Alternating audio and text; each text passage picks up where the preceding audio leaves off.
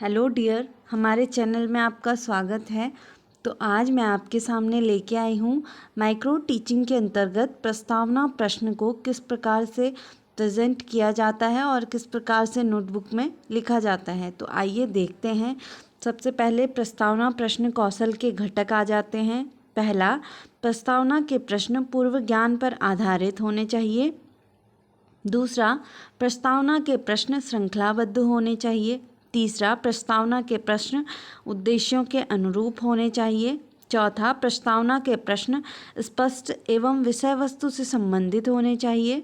पांचवा, शिक्षण सहायक सामग्री का उचित प्रयोग होना चाहिए। और छठा, समयबद्ध प्रस्तावना प्रश्न होनी चाहिए। तो इन बातों का ध्यान रखते हुए हम अपने प्रस्तावना प्रश्न कौशल की शुरुआत करेंगे। सबसे पहले हम हेडिंग डालेंगे पाठ्य योजना, क्योंकि ये सूक्ष्म पाठ्य योजना है तो पाठ्य योजना ही हेडिंग आएगी। उसके बाद दिनांक आ जाएगा, कक्षा 10 का है, विषय विज्ञान, उपविषय रसायन विज्ञान, अवधि 6 मिनट, वादन आप अपने अनुसार लिख लीजिए। प्रकरण हमारा है धातुओं के भौतिक गुण। तो जैसे प्रस्तावना प्रश्न शुरू होते हैं उससे पहले हमें पूर्व ज्ञान लिखना होता है।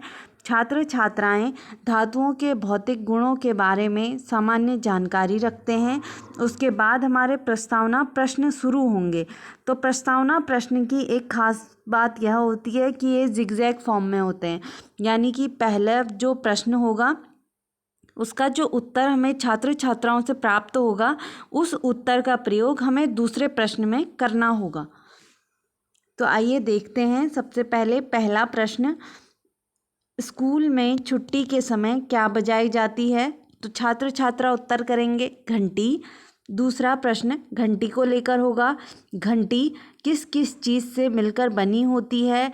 तो बच्चे उत्तर करेंगे घंटी में एक लोहे या पीतल की प्लेट होती है और एक लकड़ी का हत्था इन्वॉल्व होता है। तो ये हो गया। और इस दरमियान हमने कौन कौन से घटकों का यूज़ किया वो घटकों का नंबर हम आगे से लिखते जाएंगे। तीसरा प्रश्न, लोहा, पीतल, तांबा क्या कहलाता है? तो बच्चे उत्तर करेंगे धातु। चौथा प्रश्न, धातु को हम कैसे पहचानते हैं? तो बच्चे उत्तर करेंगे उनकी आवाज़, चमक या आदि गुण जो भी उनको लगेगा उसके बेस पे। फिर हम बच्चों से अंतिम प्रश्न करेंगे, धातु की चमक व आवाज़ धातु के किस प्रकार के गुण हैं? तो हम इसका उत्तर जो है अस्पष्ट रहेगा, बच्चों के लिए यह समस्यात्मक प्रश्न हो जाएगा। उसके बाद हम अपना उद्देश्य कथन बोलेंगे, आज हम धातुओं के भौतिक गुणों का विस्तार पूर्वक अध्ययन करेंगे। उसके बाद जब हम ये प्रश्न कर लेंगे तब जाके हम अपने श्यामपट्ट पे अपना प्रकरण लिखते हैं। उसके बाद हमारी निरीक्षण अनुसूची व रेटिंग स्केल आ जाती है जिसमें हम अपने घटक लिखते हैं। इस प्रकार से टेबल बनती है। उसके बाद जिस प्रकार का हमारा शिक्षण होगा उस प्रकार से हमें मार्क मिलेगा। और ये हमें इन बातों का ध्यान रखना है कि प्रश्न पूछते समय चॉक, डस्टर आदि को हाथ में नहीं लेना है।